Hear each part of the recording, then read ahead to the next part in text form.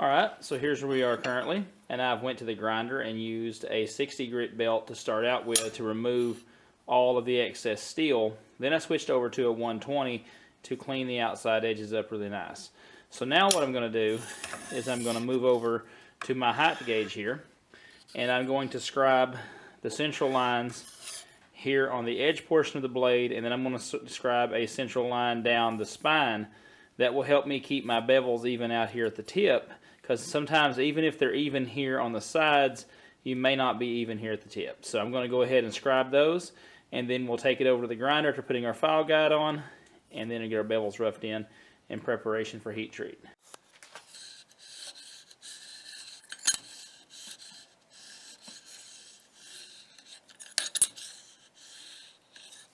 Alright, for those of you that may be wondering, I did use Dicam layout fluid on the edge here and on the spine. You can do the same process with a Sharpie.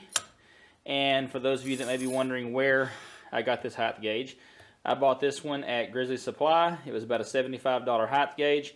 I bought this particular one because I can remove the carbide piece here at the end, and I can actually take a carpenter's pencil and shave it down and fix it up in this hole, and then use this height gauge, or into this fixture here, and then use this height gauge to mark on handle material like wooden blocks and such, and that will actually keep me from scratching the wood, which you grind most of that off anyway, so if you use this to scratch the wood, it's fine, but you can put a pencil in here if you need to.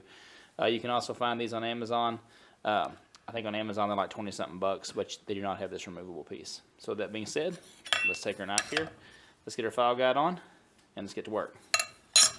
Alright, I got my file guide slapped on here. I'm going to do all of my initial grinding on this knife with an 80 grit belt.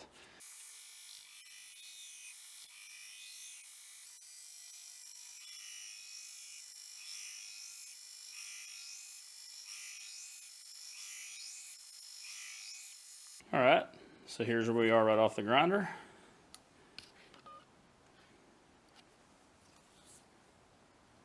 I'm going to go over and we're going to lay out our pinholes for the handle and drill them, and then we're ready for heat treating.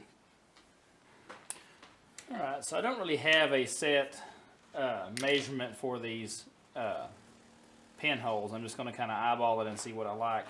I do keep in mind though when I go to do this that I'm going to be grinding an angle on the front of these scales, so I tend to draw a line like this right here, and that's just to remind me that there's going to be an angle there, because if I put the pin too close to the front of the scale and then I have that angle, it just looks kind of weird sometimes. So I'm going to scoot back to what I think would look good, and I'm thinking probably right around in here, and then we're going to do another one. I'm going to go about right there.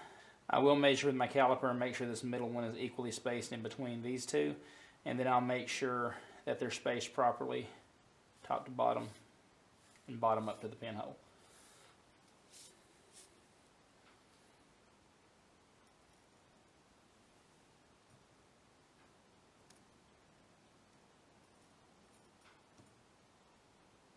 Not too bad.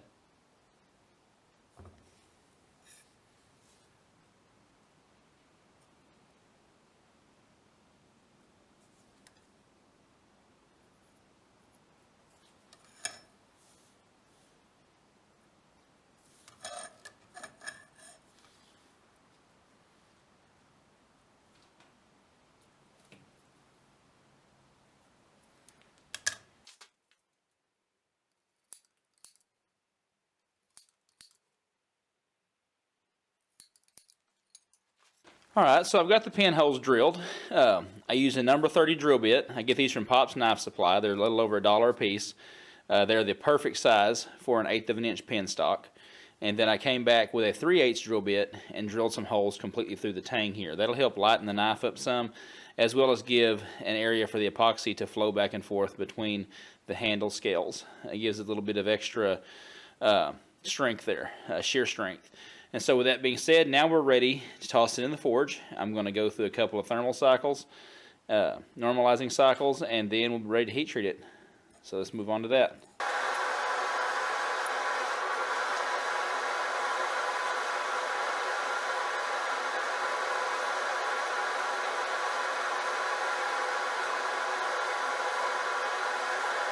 Alright, I'm getting ready to quench my knife. I was going to show y'all what I use to quench it in. This is just a roaster oven, but it allows me temperature control over how my oil is heated up. It works great for small hunters. Even the D-guard buoy that I just got through forging, I use this to heat treat it in. But I usually heat my oil between 120 and 150 degrees. Right now I've got it right at 150. You can get them at a lot of junk stores, stuff like that, but they really come in handy. I got the idea from Jay Nielsen on his DVDs that he made over making hunters and everything.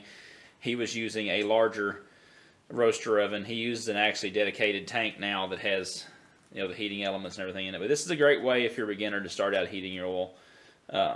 I've used this one for a long time. So with that being said, let's get this knife up to temp and get it quenched.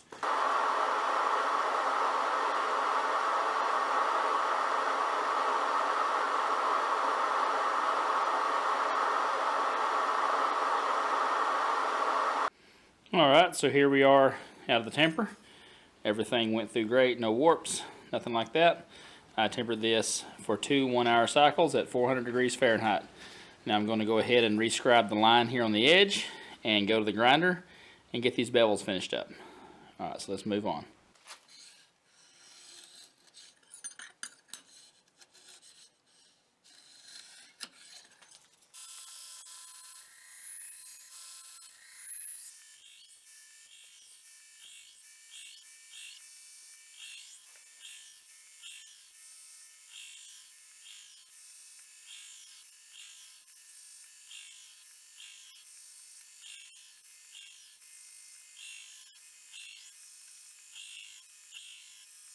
Alright, so now I'm going to start hand sanding this knife.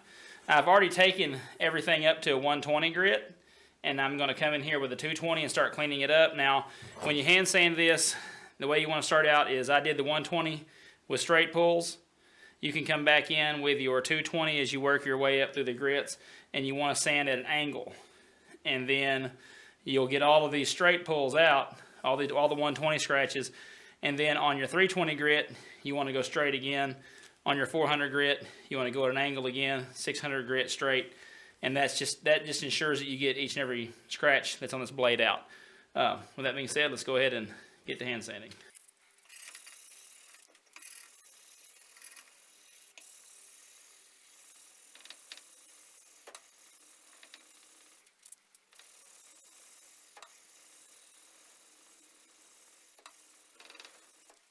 Alright, so I'm finished up with all the hand sanding. I'm going to turn our attention to the handle scales now.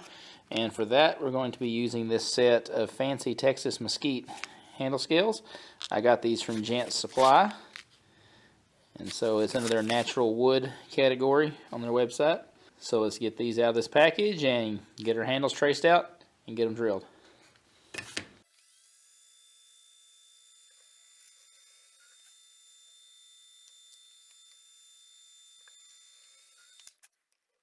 Alright, so I'm going to trace around the tang of my knife here with my pencil.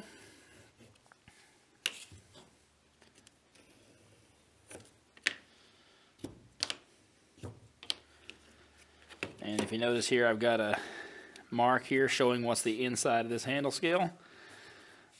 Started doing that because sometimes things can get out of whack and get mixed up, and it just turns into a mess sometimes. So this keeps everything straightened out. And so I'm going to put my knife back up here. Normally I would do this step right here before taking the knife loose, but I wanted to show you all that part. So anyway, I'm going to mark right here. This will be the front end of our handle scales.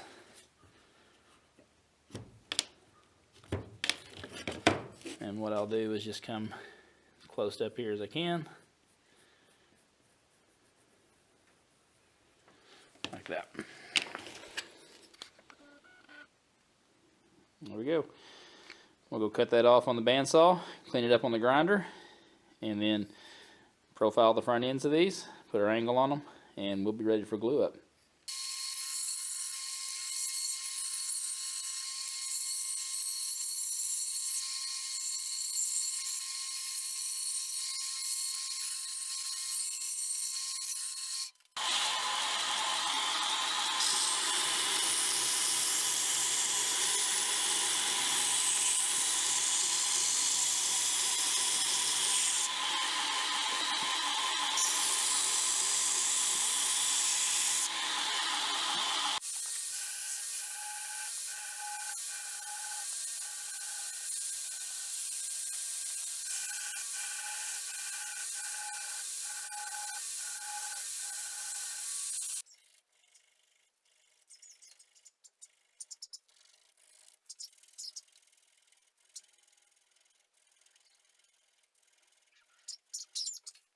I get asked a lot about what kind of etching machine that I use to put my maker's mark on my knives, and I use a Personalizer Plus.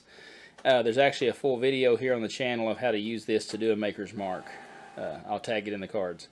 Alright, for those of you wondering where I get my stencils made, I get them made through IMG, and here is the website. They do a fantastic job. No complaints. Alright, let's get my maker's mark put on this knife.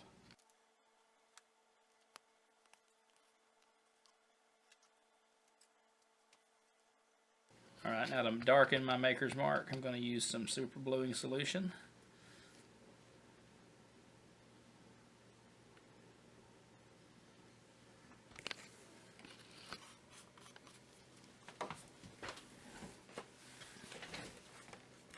And then you'll sand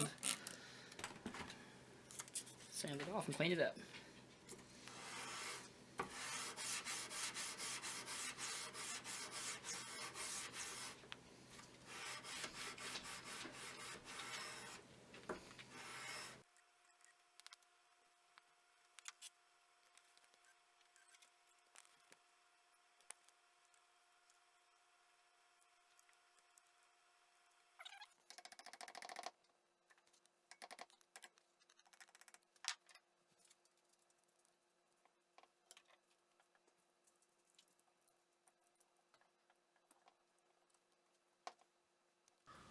So here's where we are. Everything's set up nicely. So I'm going to take these clamps off and go over to the bandsaw and cut these pins off. Then take it over to the grinder, clean up the profile, shape the handle, and we'll be all done.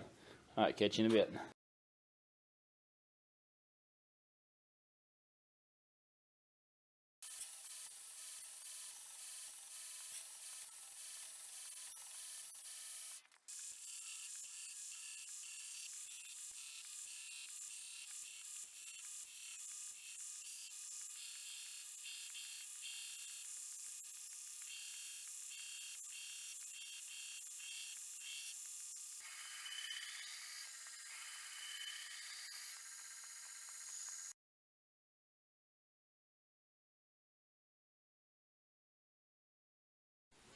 Alright, there's how she turned out. Pretty happy with it. I think the new owner will be as well. I appreciate you for watching this video. If you would, hit that sub button down below, ring the notification bell to notify my newest content as it posts, and we'll catch you soon. You all have a good one. Bye-bye.